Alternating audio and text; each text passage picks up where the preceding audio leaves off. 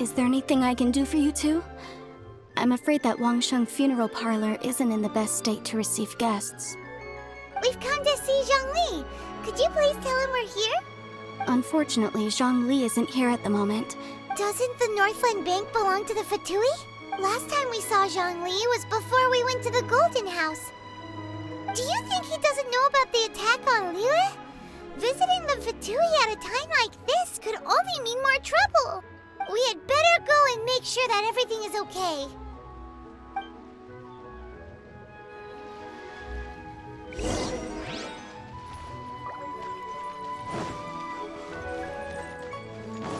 Wouldn't gliding be faster?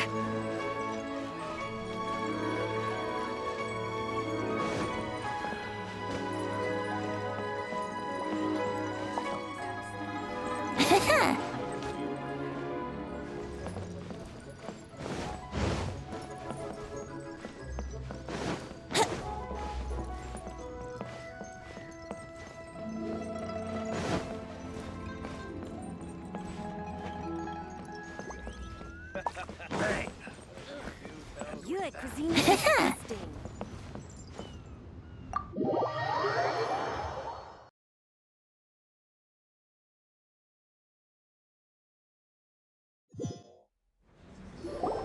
You call this cooperation between harbingers?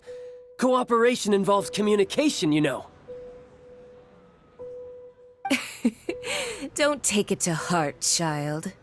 Besides, aren't you happy that you got to skip the formalities and bring chaos to the land? Oh, it seems that some of your friends have arrived. Hey, it's Zhongli and Child. And you! You're also one of the Harbingers? It's you two. I believe we've met once before. In the city of Bards, was it? Ah, right. I imagine that it must have been rather hard to forget watching helplessly as something precious was snatched away from your friend. No, don't let her get to you! You've yet to gather the powers of all 7 elements, and our last battle at the Golden House was almost more than you could handle. So it might be best to keep things peaceful this time, seeing that 2 of the Harbingers are here. Well, if it isn't you two. This is our first time seeing each other since Liyue was nearly wiped off the map. This is certainly a bit awkward, wouldn't you say? Paimon knew that we should never have trusted a Fatui Harbinger. Oh, now don't say that. Sure, I may have misled you, but I never had anything against you Besides, I thought we were getting along quite well together, didn't you? Except for that little tussle we had at the end. Nothing personal. We just have different views, that's all. Of course, you may very well hold this against me, but that's up to you. The real deceivers here are Senora and Zhongli. Curse them for leading me on. So actually, I think... Stop wasting time, child. There'll be plenty of time to chat once I'm through here. You remember the agreement, Morax. Now, if you would be so kind. What in the world are you talking about? The contract is fulfilled. That which thou seeketh is now bestowed unto thee.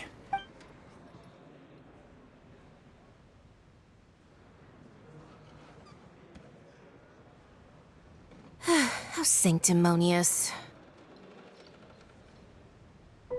What? So you're the Lord of Geo? No, wait! That's an exciting twist and all, but why give the Gnosis to the Fatui? I do not give it for free. I give it as agreed upon in the contract. For it is a matter solely between the Tsaritsa and I.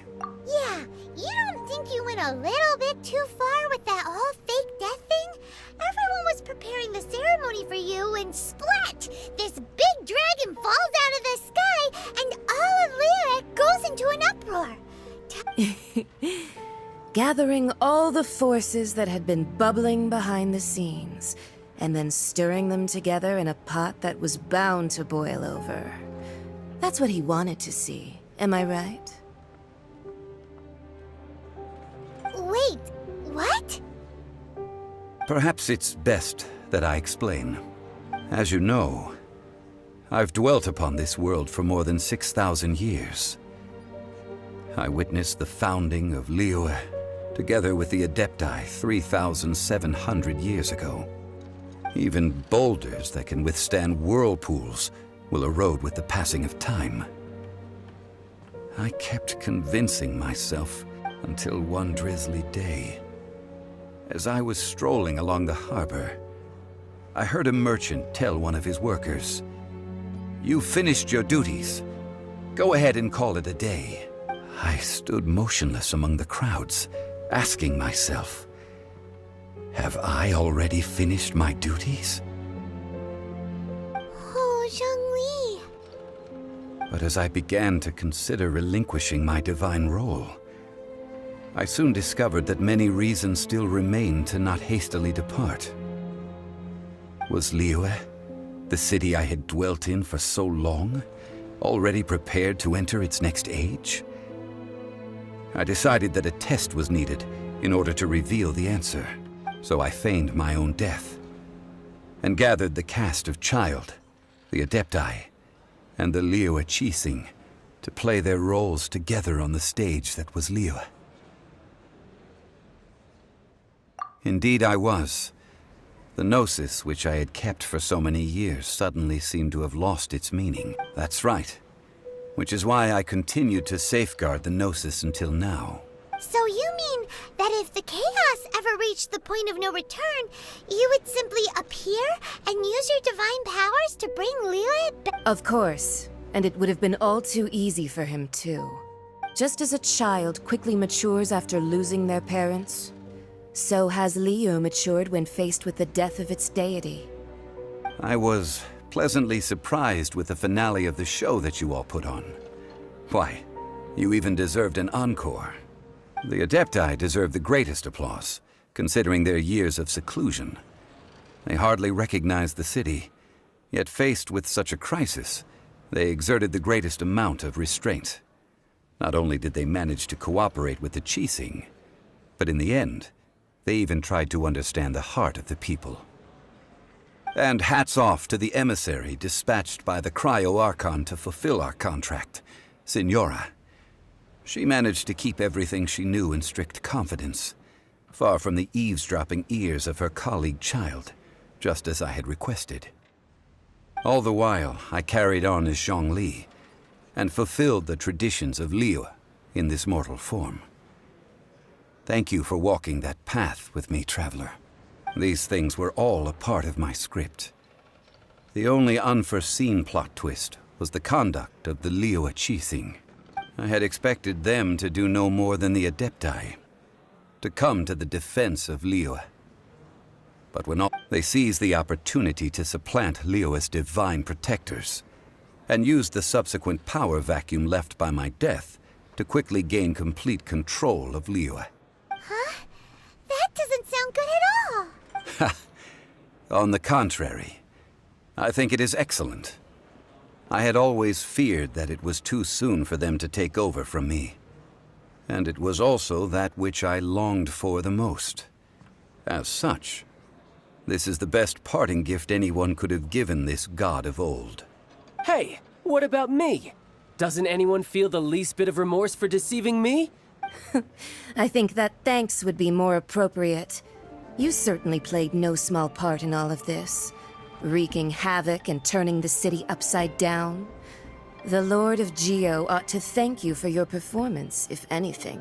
If you hadn't created the pressure of a battle between mortals, Adepti, and a god, the lump of coal resting in the hands of the Geo-Archon, Liyue would never have been able to become a dazzling diamond of a city. Huh? Just whose side are you on, mocking me like that? Are you itching for a fight?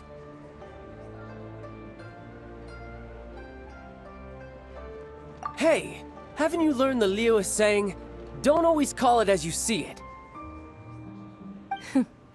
Well then, with the Gnosis in my possession, I have no use for such idle chatter. We should return to Zapolyarny Palace and seek an audience with Her Majesty, the Tsaritsa. Come, child. Fine. I'll meet you there later. I'm not sharing a boat with the likes of you. Do as you wish.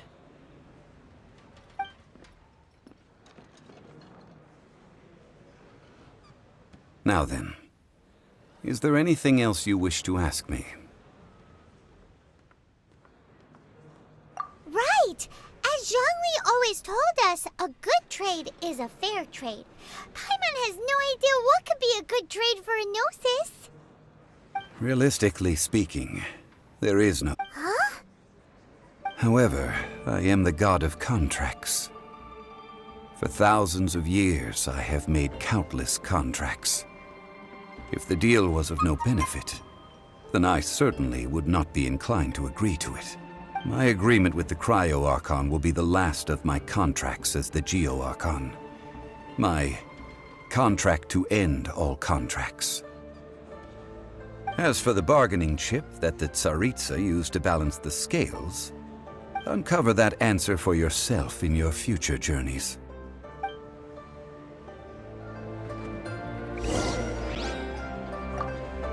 Paimon can't absorb so much information at once.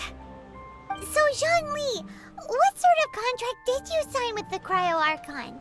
Paimon's so curious. One of the clauses of our contract was not to divulge any of its contents.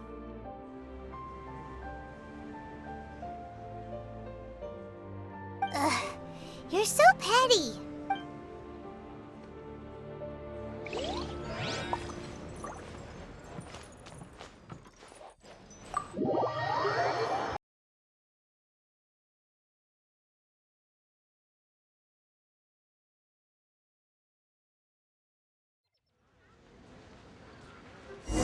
Today's the day of the rite of parting. Although the star of the show is fake, we spent so much time trying to organize it, it would be a real shame not to go there now.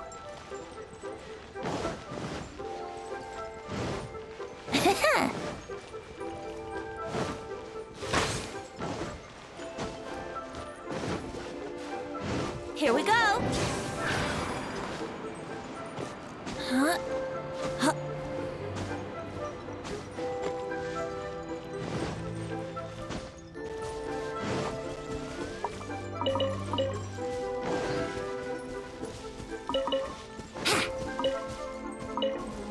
Wouldn't gliding be faster?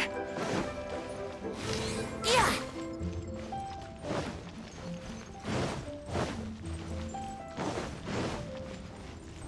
You know that god from the ocean couldn't have just shown up out of nowhere. I mean, it's been 2,000 years since Rex Lapis subdued it. Yes, and to think that this happened right on the heels of the incident with Rex Lapis. Say, do you think the person who assassinated our... Now that you mention it, that's very possible. Yes, it's very possible indeed. I mean, it all fits together. That person must have colluded with the evil god to harm Rex Lapis. Oh, that wicked, black-hearted scoundrel. Still, what sort of supernatural prowess must this person possess? Ah, forget it. Guessing's no use to us. Look, the Millilith over there looks like he's about to make an announcement. Let's hear what the Ministry of Civil Affairs... What if Master finds out? Oh, well, since we're going through with this rite of parting... So Rex Lapis is really... But they didn't catch the culprit, did they? Oh, come on. Do you think that the assassin could have been a normal person? You know what I think. I don't think any of the There's only one real possibility in my mind. I've heard that the assassin was that Fatui fellow. Youngish, pretty high in rank. I think they called him Child. The Fatui? They certainly are very suspicious. Who knows what those greedy, crooked folks... Shh! Lower your voice. If the Fatui catch you in their sights, Rex Lapis won't be around to protect you this time.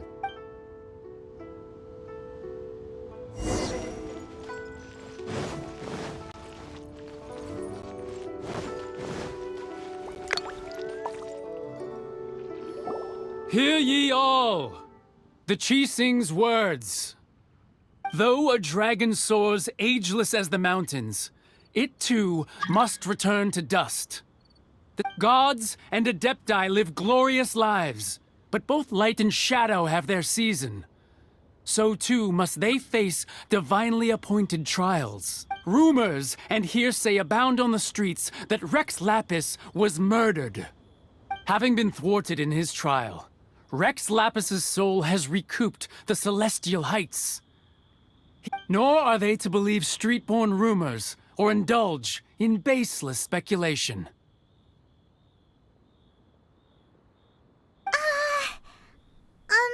Paimon needs a translation on what the Chising's announcement said. So that's how they're spinning it. Something feels off. Why would they suddenly give up looking for the murderer?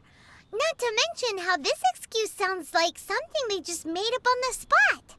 Could the Chising already have known that Rex Lapis wasn't dead? But Zhongli said that neither they nor the Adepti knew anything. Did Zhongli tell them in secret after his gnosis changed hands? Exactly, right? Ooh, seems like the rite of parting has been going on for a while now. Let's go have a look.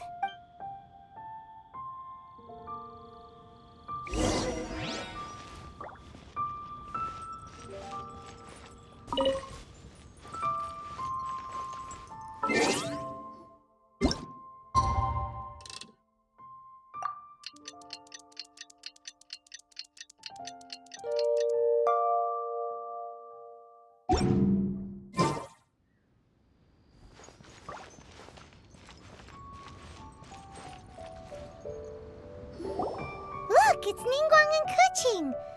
Are they saying something? Are their speeches over? As said previously, Rex Lapis's soul returning to the heavens is the end of the contract. And it is also the end of an era. 3,700 years of contracts burnt and reduced to ash. We, the people of Liyue, were indeed prosperous. But blinded by our prosperity, we forgot that time can be pitiless. The long, unending dream of our Archon walking among us. Now that we have awoken from our dream, we must learn to say farewell. Will you stand with us as we re-establish our contracts? As we build a new age of prosperity? So concludes the words of Her Eminence the Tianquan. Does Her Eminence the Yuheng have anything to add? Huh? Is she looking this way? Traveler. Yikes! She really is looking our way! Is that the traveler who they say defeated the ancient god? So young. The Liyue Chising always repay their debts. And as you have heard, our eyes see far and our reach is long. Name your price. You deserve that much. Whoa!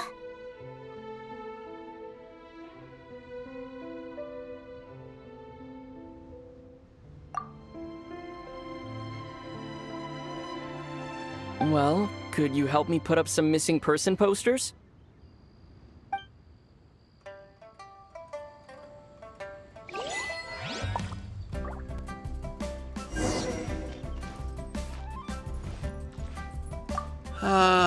Rex Lapis. Now that I think about it, if everyone's of the same mind, perhaps mementos for Rex Lapis might be the best short-term.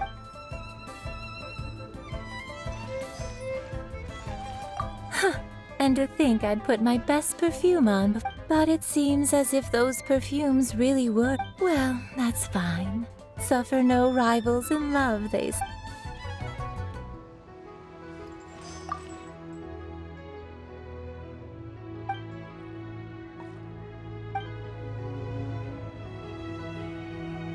As for the mortals and adepti of Liyue, what shape shall our relationship take from now on?